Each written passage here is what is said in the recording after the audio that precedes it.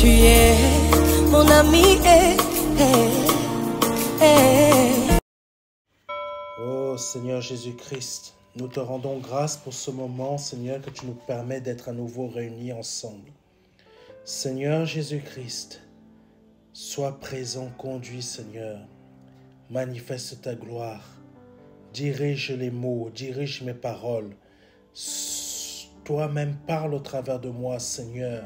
Seigneur, Seigneur Tout-Puissant, Seigneur de l'univers, Seigneur Jésus-Christ.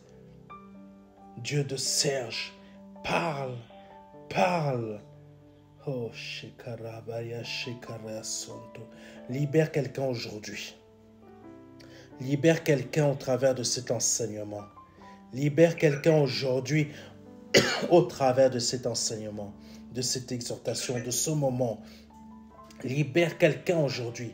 Quelqu'un qui est enchaîné, quelqu'un qui est dépendant de quelque chose, quelqu'un qui n'arrive pas à s'en sortir, je ne sais pas de quoi et d'où. Libère quelqu'un aujourd'hui. Libère quelqu'un aujourd'hui de ces chaînes, de ce qui le maintient à là où il est, dans son état, à là où elle est. Seigneur, qui tient son ventre, qui tient son ventre, qui tient sa vie, qui tient son âme. Seigneur, libère quelqu'un aujourd'hui au nom puissant de Jésus-Christ de Nazareth. Au son de ma voix, tu es libéré à cet instant. Au nom puissant de Jésus-Christ de Nazareth, au son de ma voix, tu es libéré à cet instant au nom puissant de Jésus-Christ de Nazareth. Je ne sais pas ce qui te tient. Je ne sais pas ce qui tient ta vie. Je ne sais pas ce qui a été fait sur ta vie. Mais au son de ma voix, à cet instant, tu es libéré. Et je te libère à cet instant parce que je le veux au nom puissant de Jésus-Christ de Nazareth. Et va avec la foi que tu as. Au nom de Jésus-Christ de Nazareth. Oh Jésus. Amen. Amen.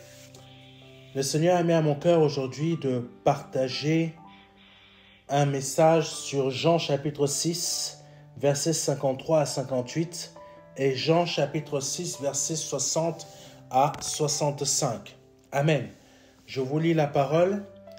Jean chapitre 6, versets 53 à 58. C'est la version Semeur. Alors Jésus leur dit, « Oui, vraiment. Je vous l'assure, si vous ne mangez pas la chair du Fils de l'homme et si vous ne buvez pas son sang, vous n'aurez pas la vie en vous. Celui qui se nourrit de ma chair et qui boit mon sang a la vie éternelle. Et moi, je le ressusciterai au dernier jour. Car ma chair est vraiment une nourriture et mon sang est vraiment un breuvage. Celui qui mange ma chair et boit mon sang demeure en moi, et moi je demeure en lui. Le Père qui m'a envoyé a la vie en lui-même, et c'est lui qui me fait vivre. Ainsi, celui qui se nourrit de moi vivra lui aussi par moi. C'est ici le pain descendu du ciel, et n'est pas comme celui que vos ancêtres ont mangé. Eux, ils sont morts. Mais celui qui mange ce pain-ci vivra pour toujours. Amen. Maintenant, je lis Jean chapitre 6, versets 60 à 65. Toujours version Semeur. Amen. Après l'avoir entendu, plusieurs de ses disciples dirent, « Ce langage est bien difficile à accepter. Qui peut continuer à l'écouter ?» Jésus savait fort bien quel murmure ces paroles avaient soulevé parmi eux.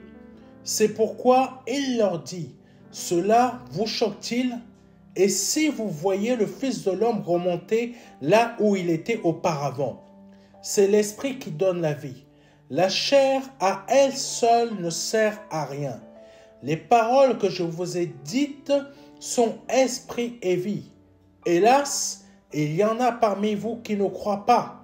En effet, dès le début, Jésus savait quels étaient ceux qui ne croyaient pas et qui était celui qui allait le trahir. Aussitôt ajouta-t-il, « C'est bien pour cela que je vous ai dit personne ne peut venir à moi si cela ne lui est accordé par le Père. Amen. Merci Seigneur pour ce moment. Merci Seigneur pour ces versets. Et je sais que tu parles au travers de moi. Amen.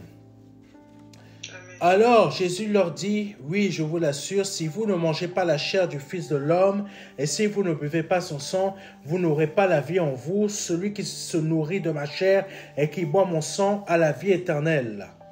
Et moi, je le ressusciterai au dernier jour. Quand le Seigneur Jésus-Christ a parlé de ça, en fait, il était en train de dire que les sacrifices que vous faisiez et que vous faites encore pendant ma présence sur cette terre et sur la terre d'Israël, parce que quand Jésus-Christ est arrivé sur la terre, c'était encore la période de la loi. Le Seigneur n'était pas venu abolir la loi, mais il était venu l'accomplir. Et quand il parlait de sa chair dans ce type de sacrifice, c'était dans le but de dire que ma chair est un sacrifice. Amen. Ma chair est un sacrifice. C'est un sacrifice vivant. C'est un sacrifice spirituel. Dans le sens où que ce sacrifice, c'est sa parole. Et sa parole est devenue chair en lui. Amen. Et sa parole, quand il parlait de cette manière de sa chair-là, il disait que nous devions manger tout ce qui sortait de sa bouche. Amen. Et nous devions boire tout ce qui sortait de sa bouche. Mais le problème est que dans Jean chapitre 6, versets 60 à 65, plusieurs de ses disciples n'ont pas apprécié ce qu'il a dit. Amen. Malheureusement, dans ce domaine chrétien dans lequel nous vivons, qui sont les personnes les plus choquées? Ce sont les chrétiens eux-mêmes. Parce que là, c'était les disciples de Christ qui ont été choqués. Ce n'était pas les pharisiens. Les pharisiens, ils étaient choqués. Les pharisiens n'étaient pas choqués. Les pharisiens voulaient vraiment en finir avec lui.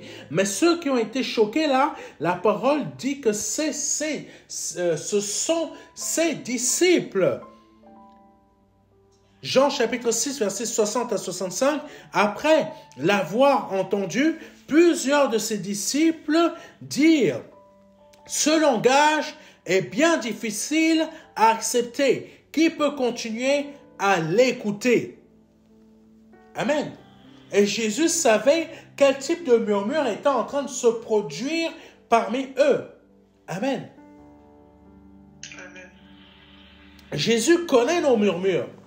Jésus connaît nos pensées quand nous sommes en train de dire, quand nous sommes en pleine période où nous sommes en train de penser des choses que Dieu m'a abandonnées, Dieu m'a laissé tomber, Dieu a fait ci, Dieu ne m'aime pas, etc. Bon, gloire à Dieu, Dieu nous fait grâce. Amen. Dieu nous fait grâce et Dieu exerce envers nous sa miséricorde. Parce qu'il sait que quand nous parlons ainsi, mais nous restons accrochés. Amen. Parce que nous n'avons qu'un seul Dieu. Tandis que ces disciples-là l'ont laissé tomber. Amen. Ils ont murmuré et l'ont laissé tomber. Amen. C'est ce que nous ne devons pas faire. Et le Seigneur veut nous apprendre aujourd'hui une chose très importante. Celui qui mange ma chair et boit mon sang demeure en moi, et moi je demeure en lui. Le Père qui m'a envoyé a la vie en lui-même, et c'est lui qui me fait vivre. Ainsi, celui qui se nourrit de moi vivra lui aussi par moi. Ce verset est très fort et très puissant, parce que au travers de ce verset, le Seigneur nous dit tout simplement que lui-même, il se nourrit du Père. Amen. Lui-même, il se nourrit du Père, de toutes les paroles que le Père lui a données et continuait à lui donner lors de ses moments de prière. Amen. Lors de ces moments de communion. Parce que lors de ces moments de communion, le Père était en train de le nourrir spirituellement. Il y a plusieurs manières d'être nourri spirituellement. On est nourri soit par Dieu, le Père, qui est la source de la vie, soit par Satan, qui est la source de l'orgueil, de la traîtrise, du mépris et du mal absolu. Amen. Nous sommes soit nourris par le Père, donc le Fils, soit nourris par Satan et ses démons. Forcément, nous sommes nourris quelque part. Amen. Et le Seigneur, lui, il était nourri par le Père. Parce que c'est spirituel, hein? C'est esprit et vie. Parce que beaucoup d'entre nous, on s'imagine des choses qu'on ne comprend pas, mais dans les faits, Jésus n'a fait que révéler des choses surnaturelles qui sortent du domaine mortel et naturel. C'est spirituel. Nous, en Afrique, on connaît bien ça, les choses surnaturelles, les choses spirituelles. Amen. Et Jésus-Christ est venu apporter cela en nous disant que c'est le Père qui nourrit. Amen. Amen. Le Père qui m'a envoyé a la vie en lui-même. Et la vie en lui-même, c'est quoi? C'est Jésus. Jésus est la vie. Et là, il est dit, le Père qui m'a envoyé a la vie en lui-même. Donc cette vie-là est Jésus dans le Père. Et il est dit, et c'est lui qui me fait vivre. Amen. Amen. Jésus vivait par le Père. Il ne vivait pas par lui-même. C'est très fort, hein? C'est une connexion spirituelle, mais divine. Amen. Parce qu'il y a d'autres types de connexions qui ne sont pas divines, mais qui sont sataniques. Amen. Là, c'est une connexion spirituelle, mais divine. Où le Seigneur Jésus-Christ était en train d'enseigner et de dire que lui, il vit par le Père. Amen. Parce que le Père a la vie en lui-même. Et le Seigneur continue en disant, ainsi, celui qui se nourrit de moi vivra lui aussi par moi. C'est fort, hein? Amen. Nous vivons par Jésus et non pas par nous-mêmes.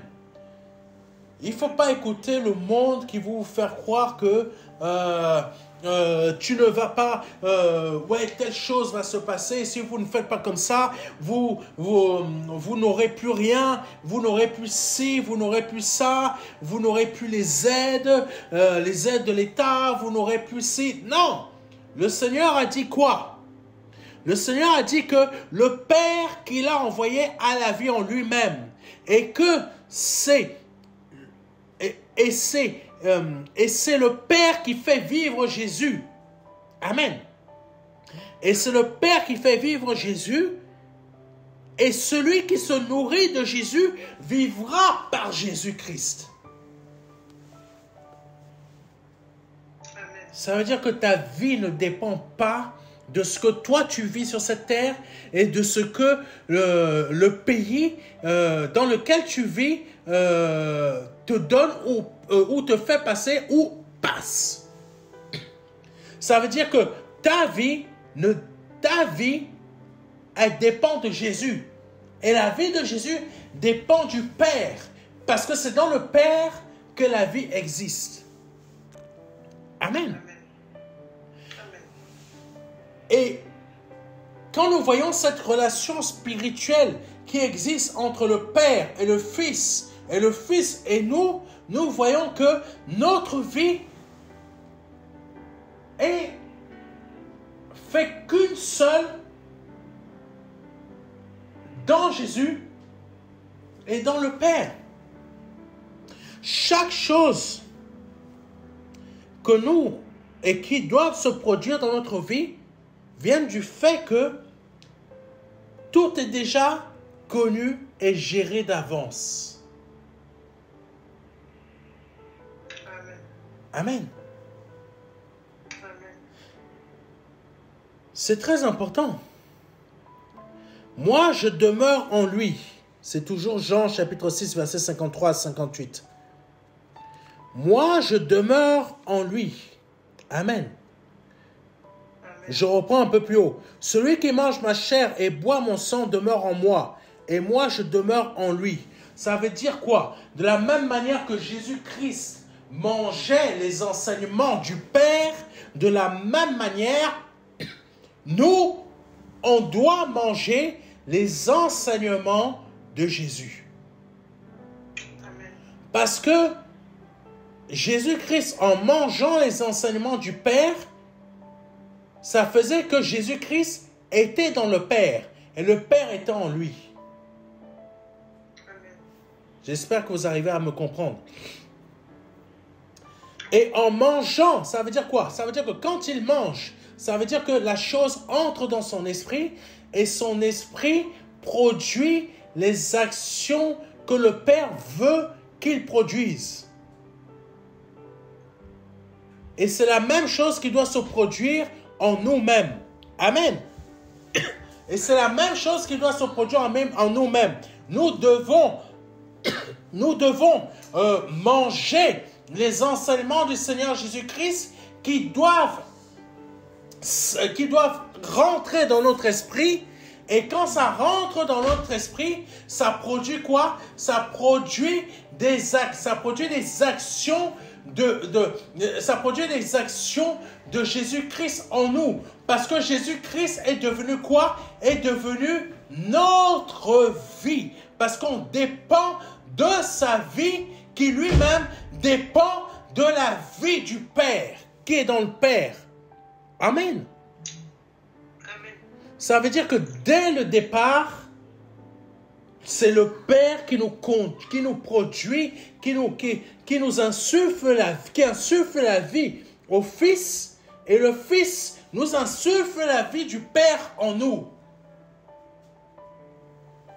Amen. Et quand il insuffle cette vie se développe en tout un tas de choses. Tout un tas de choses. Quand on parle de la vie, on parle de tout son écosystème.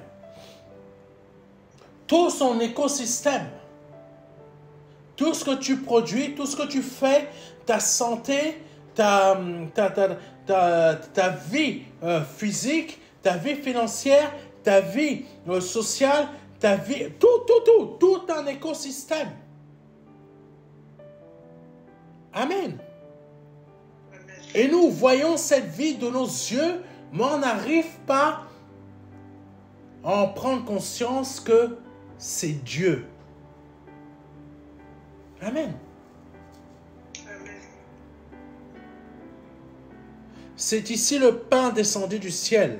Il n'est pas comme celui que vos ancêtres ont mangé. Eux, ils sont morts. Mais celui qui mange ce pain-ci vivra pour toujours. Amen. C'est très, très, très important. Oh, Jésus. C'est pour ça que quand ses disciples ont entendu cette parole, ils ont été choqués. Parce que ça veut dire tout un tas de choses. Ça veut dire que il nous demande de manger sa chair pour qu'on devienne comme lui-même. Pour qu'on devienne comme lui-même. Et c'est ça la réalité. Jésus nous demande de manger sa chair. Vous savez, quand on est en train de la Sainte Seine, on n'arrive pas à prendre conscience de certaines choses. Mais la Sainte Seine, nous la mangeons tous les jours. Et nous devons la manger tous les jours. Mais pasteur, qu'est-ce que tu racontes là? Ce n'est pas logique ce que tu dis. Mais si, c'est logique. La Sainte Seine, nous devons la manger tous les jours. Et comment? Tous les jours, on mange sa chair et on boit son sang parce que c'est un bon breuvage. Comment? Parce que notre esprit se nourrit chaque jour de la parole que lui, il est. Amen. Chaque jour, on doit consommer sa chair. Chaque jour, on doit boire son sang. C'est la parole. Et c'est ça la Sainte Seine. Amen. C'est ça la Sainte Seine. Parce que c'est ça la véritable Sainte Seine. Chaque jour, on doit manger sa chair et boire son sang par sa parole. Et ça va nous démontrer que dans quel état nous nous trouvons dans notre âme. Si tu as péché dans la journée, je t'assure que la parole de Dieu va te montrer que là, tu as péché. Tu dois te repentir. Amen. Parce que sa parole, c'est sa chair. Sa parole, c'est son sang. Et tout cela, ça produit quoi en nous? Ça produit sa vie.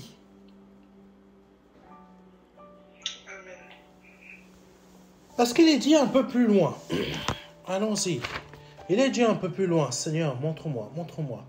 Alléluia. Shakara Santo. Et je le ressusciterai le dernier jour. Oh Seigneur, montre-moi ce verset.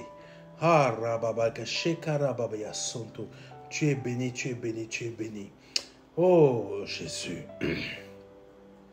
C'est pas grave, je le retrouverai tout à l'heure. Oh Jésus. Ah Jésus, celui qui se nourrit de ma chair et qui boit mon sang, ah merci Seigneur, c'est Jean chapitre 6 verset 53 à 58, celui qui se nourrit de ma chair et qui boit mon sang a la vie éternelle, et moi je le ressusciterai au dernier jour. Quand j'étais en train de lire cela, vous savez, il faut comprendre au travers de ce message quelque chose de très important. Le Seigneur lui-même, il a bu le breuvage qui se trouvait dans le calice. C'était la colère de l'Éternel. Amen. Amen. Et il a mangé aussi la chair et le sang du Père. Comment? Par la parole. Et parce qu'il a accepté de manger la chair et le sang du Père, qui est la vie, en se présentant chaque jour devant sa face, et en allant jusqu'à l'obéissance, jusqu'à la mort par l'obéissance, Dieu a fait quoi? Il l'a ressuscité. Oh, il l'a ressuscité. Amen. Au dernier jour, je te ressusciterai. Et je vais vous expliquer quelque chose et vous allez être très surpris. Vous savez, nous mourrons tous. Nous mourrons tous. Mais il faut savoir que ce verset-là veut dire aussi autre chose. De quel verset je parle? Je parle du fait que « et moi, je le ressusciterai au dernier jour ». Il faut savoir que quand tu meurs, si tu as mangé toute ta vie la chair et la chair et que tu as bu le sang de Jésus-Christ par sa parole, parce que tu t'es nourri chaque jour de sa parole, ça veut dire que c'est une vie. C'est que tu vis la vie de Jésus. Tu vis la vie du Père en toi au travers de Jésus. Chaque jour, tu as mangé. Au dernier jour, quand tu vas mourir, Dieu te ressuscitera de l'autre côté. Je ne sais pas si tu m'as compris. Amen. Dieu te ressuscitera de l'autre côté. Non, tu ne m'as pas compris.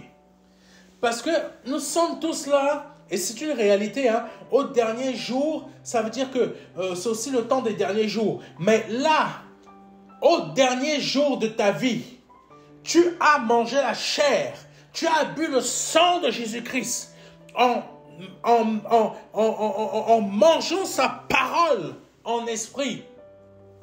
Au dernier jour de ta vie sur cette terre, ton corps meurt, Dieu te ressuscite en esprit de l'autre côté. Amen. Ah, tu m'as pas compris. Tu m'as pas compris. Beaucoup pensent que c'est automatique. Non, Jésus-Christ ne ressuscite pas comme ça automatiquement. Tu as mangé sa chair, tu as bu son sang par sa parole, tu l'as vécu sa parole, tu as nourri ton esprit. Tu meurs ce soir.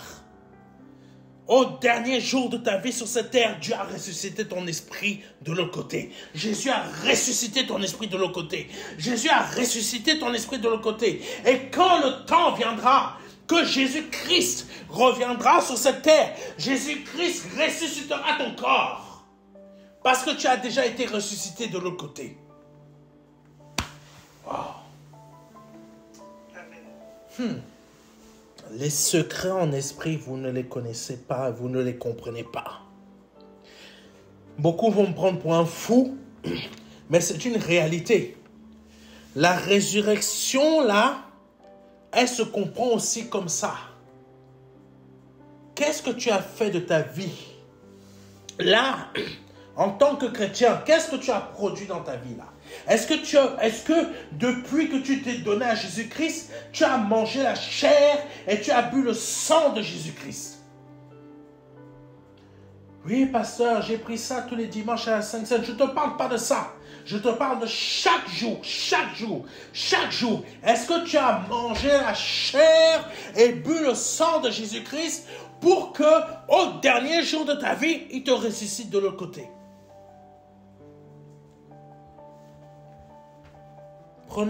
Faisons très attention, mes frères et mes sœurs. Parce que quand Jésus-Christ était en train de parler aux pharisiens, il était en train de leur expliquer des choses véritables. Véritables. La vérité.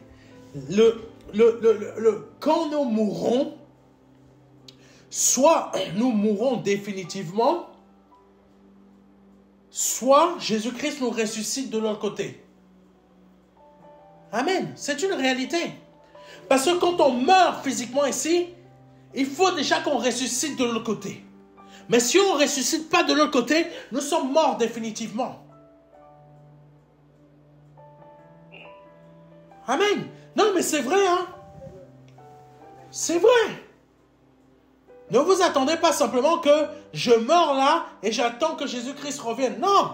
Jésus-Christ se ressuscite déjà de l'autre côté. Mais si tu n'as pas mangé sa chair et que tu n'as pas bu son sang durant toute ta vie sur cette terre, ne t'attends pas à ce que tu sois ressuscité de l'autre côté. C'est pour cela que ses disciples ont été choqués. Amen. Et je me base sur le fait que Jésus a mangé les enseignements du Père. Et quand, au dernier jour de sa vie, Dieu l'a ressuscité 3 jours après. Pourquoi? Parce que Jésus-Christ lui-même, il a mangé la chair et bu le sang du Père. Ça parle de quoi? Ses enseignements. Amen. Il n'a pas eu honte du Père en donnant ses préceptes. Amen. Lui-même, il s'en est nourri. Amen. Qu'est-ce qui est dit quand il était accroché, quand il était crucifié à la croix, à l'un des brigands? Il a dit, ce jour même, tu seras avec moi au paradis. Ça veut dire quoi? Le monsieur là qui était accroché à la croix, qui était crucifié à la croix avec lui, il était mort physiquement, mais Jésus-Christ l'a ressuscité de l'autre côté. C'est maintenant, là. N'attends pas que ce soit dans 10 ans, 15 ans. Quand tu meurs là, tu dois déjà être ressuscité. Tu dois déjà être ressuscité en esprit.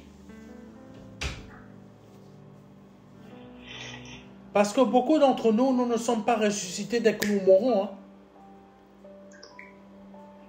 Notre esprit continue dans la mort. Amen. Les Juifs appellent ça le Sheol. Ça veut dire que les abysses de la terre, les profondeurs de la terre. Amen. C'est réel, hein? Il faut une résurrection spirituelle. Et nous la vivons déjà dès notre mort physique. Amen. Puis, quand le Seigneur revient, il change notre corps. Il le fait ressortir des tombes. Il modifie. Il fait passer ces corps-là de mortels à immortels.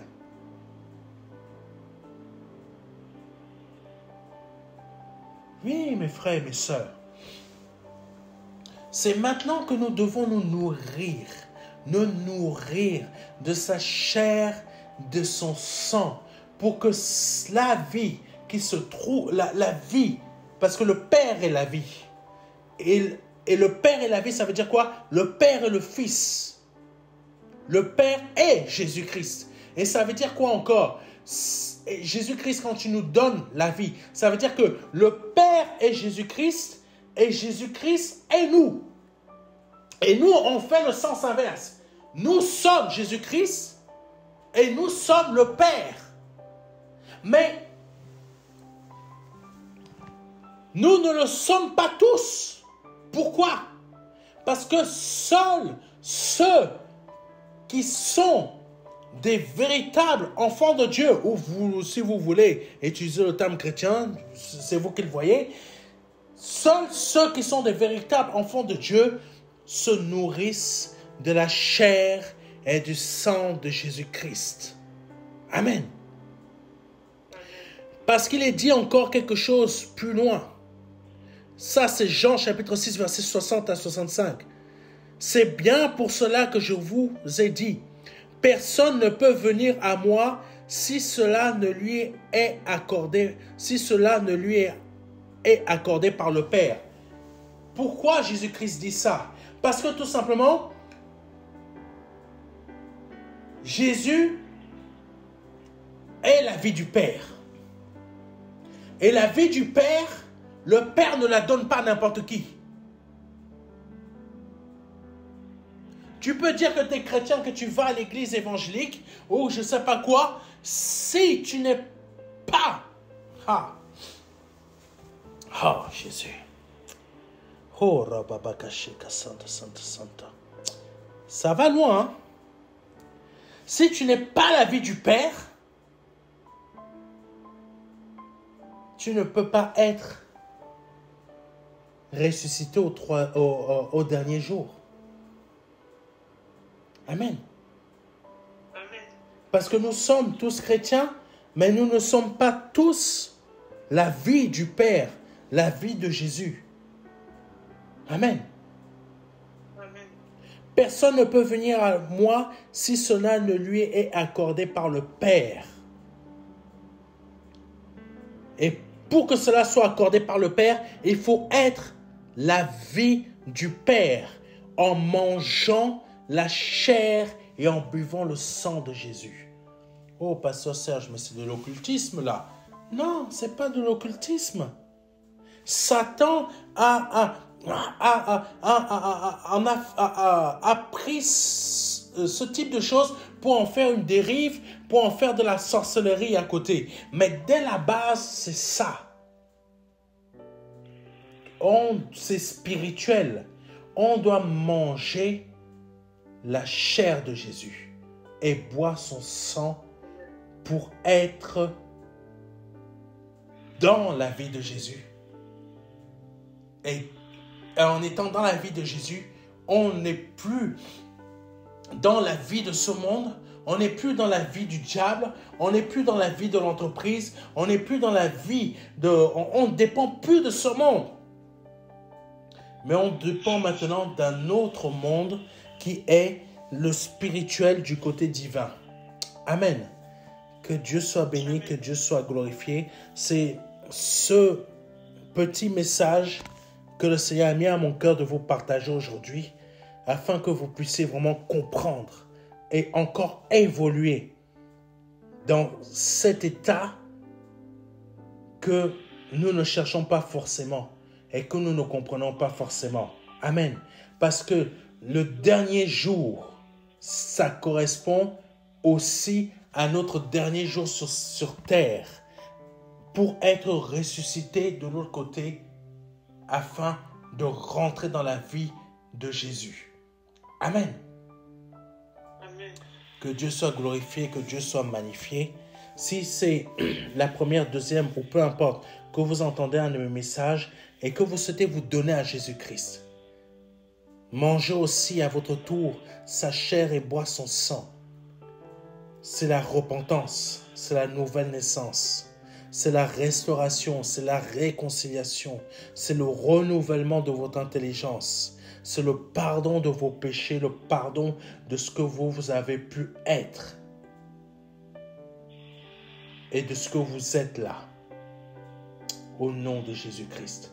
Répétez après moi.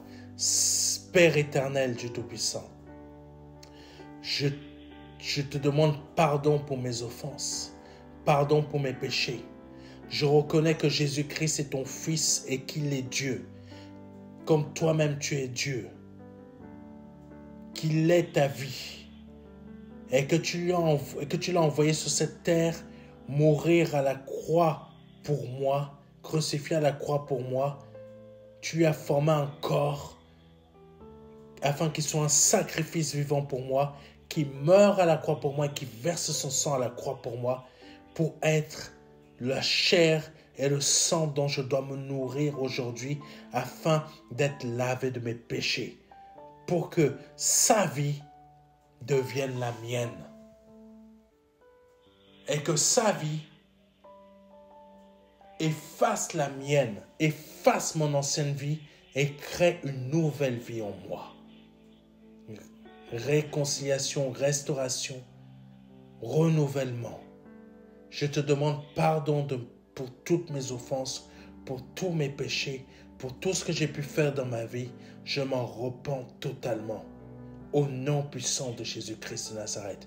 Si vous venez de répéter cela après moi, je vous invite à nous envoyer un mail à contact@ministère-de-la-réconciliation.fr afin qu'on puisse vous envoyer un livret qui s'intitule Les 4 marches et qui va vous aider dans votre conversion, que ce soit format numérique ou format physique. Que Dieu vous bénisse. C'était le pasteur Serge Brun et à très bientôt.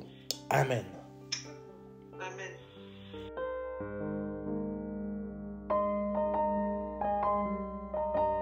Jean 3, verset 16.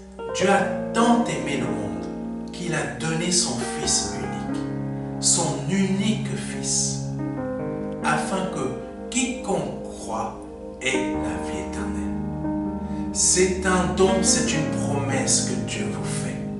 C'est une grâce que Dieu est en train de vous faire, parce que nous sommes sous la période de la grâce. C'est un très grand cadeau.